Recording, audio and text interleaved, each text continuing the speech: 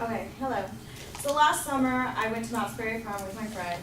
We're in line, it's very hot, the sun is beaming down our face, and as I'm going towards the line, I hear a woman from behind me screaming, "Can anyone help? My daughter's fallen and she's unconscious and she's not breathing."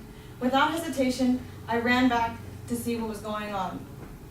As I see and I sat beside her was a young woman, a young girl who I assumed was her daughter, and she was unconscious and not breathing. So I quickly started doing chest compressions. And what seemed like forever, the Knott's EMTs finally came to help me out. And in 2 minutes later, she was finally breathing again. The mother had quickly thanked me and was explaining that her daughter, with the hot day, and she had less water intake, that she, was the reason why she had passed out. So I do work at the Boys and Girls Club of Fullerton, and I work at the YMCA of Anaheim, so I am required to be CPR and first aid certified. But after that event, and I realized all the people on that line, I was the only one who was able to do what I did, was being CPR and first aid certified. So now that I'm here, I am proposing why I think not only people who work with kids should be CPR and first aid certified, but I think everyone should. I will be discussing why some may think that, be a little bit hesitant to the idea of being CPR and first aid certified, but I'll be giving some strong facts to why you should be, so you can disclose those thoughts, and I'll be giving some benefits for it's good for everyone, and also you to be CPR and first aid certified. So I'll begin by telling you why some may be a little bit hesitant to the idea. So when I first began being CPR and first aid certified, I felt like, when I first got out in public, that everyone's going to drop to the floor and I'm going to have to help them. And I know it can be scary because, it's someone else's life at stake, and you're afraid that you're going to, injure them or kill them or do something even more damage, But there is a law to protect you. The California Health and Safety Code Section 1799.102, or also known as the Good Samaritan Act, states, "No person who in good faith and not for compensation renders emergency medical or non-medical care at the scene of an emergency shall be liable for any civil damages resulting from any act or omission."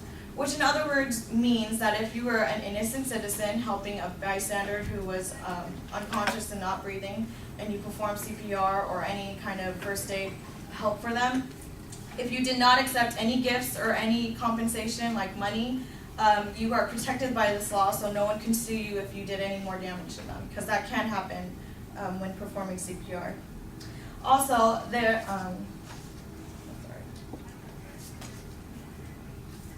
Alright, so now that you know you are protected by the Good Samaritan law, there is something else that might have some people being hesitant to this idea. And even though we do it all the time, it's not good in this circumstance for you, and that is putting your mouth onto someone else's mouth.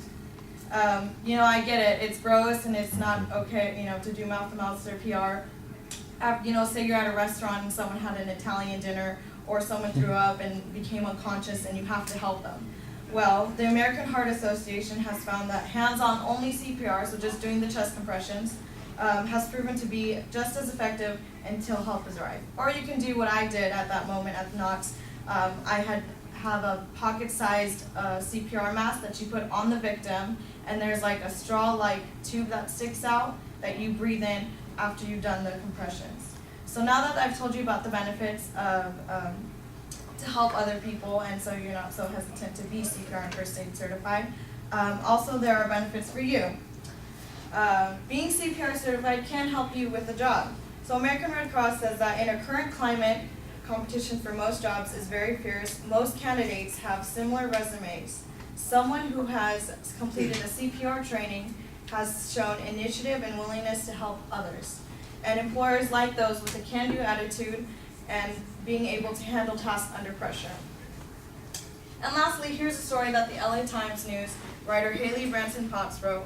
On March 5th, 2013, Bakersfield, California, at a nursing home, a nurse refused to perform CPR on an unconscious, non-breathing 87-year-old woman. Now, even though she did call 911 and the dispatcher did urge her to at least have someone perform CPR, she still refused because it was against the nursing home's policy. Now just imagine that being your grandmother lying lifelessly on the floor, everyone refusing to help her. And you know, if you were CPR certified, you can help your grandmother, and as soon as the ambulance came, they can save her.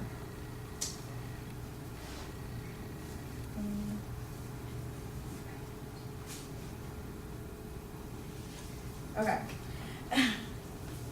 So I discussed that even though being CPR certified may be scary, but the Good Samaritan law and this, and not putting your mouth face to face to someone, you can still help people. And I have told you the benefits of not only being CPR certified for yourself, but for everyone, but for yourself. And I hope that that you decide to be CPR certified, because you cannot help everyone, but you can help your loved ones, and you know that they're in good hands. Thank you.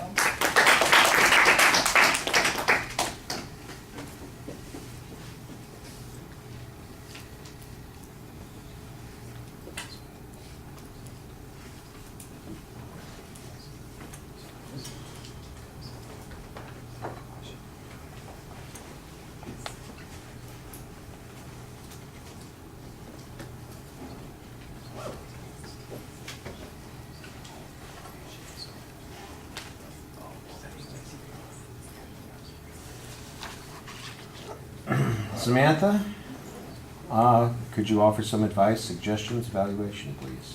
Well, I liked your opening statement, the story for your opening, and overall I thought I had good structure and you outlined it pretty well in the beginning.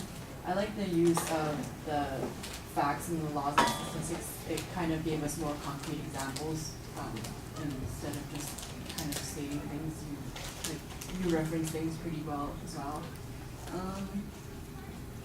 You stumbled through your cards a little bit, but I felt you came back on track pretty quickly, and you had pretty good eye contact throughout the whole speech. So overall, I think you did a pretty good job. So,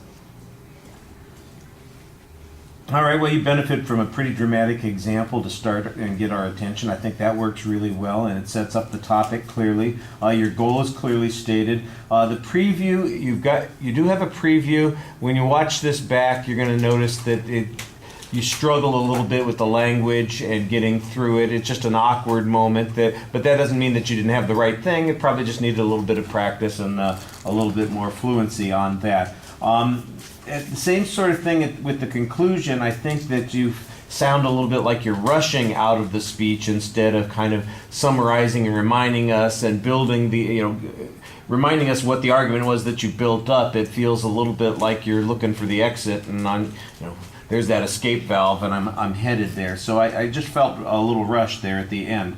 The content is solid. You've got the good, a couple of good examples that you can illustrate. There's probably some information about the number of people who have CPR training. The first question that, though, I think is missing here is, okay, so how does somebody do this? You've set up this desire that we should all learn this. So how do we go about learning this? Do I buy a book? Can I watch a YouTube video and learn how to do CPR? Is that good enough for me? When you say you want to get certified, I know that it's more complicated than that, and you need to kind of help people get over. That's part of the problem also. You address their reticence about maybe putting their mouth against somebody else's mouth or maybe injuring somebody. How about the reticence about committing to amount of time for training and getting certified and going through all that process? Because I'll bet that that's got a lot to do with people's hesitation to participate in this process as well. You've got, like I said, with the example, some good visualizations. You've got the negative visualization of the nurse up in the Bakersfield area who doesn't help there, and you've got a kind of a positive visualization. Wouldn't you like to be able to help if it was your grandmother, that sort of thing? So I thought that worked pretty well. Delivery issues. I think you've got good energy during the presentation, but there is some awkward pausing and some hesitations here and there, like in that preview section. And then when you get stuck at the end at one point, there's a place where you're maybe making a transition to another point, and I tell you what, it's really noticeable because your eye contact disappears at that point. Everything feels like it comes to a standstill, and it gets exaggerated because you're drawing attention to it. So that's just a skill that would come with more practice. The more everybody does this, the easier it is to do. It's like anything else.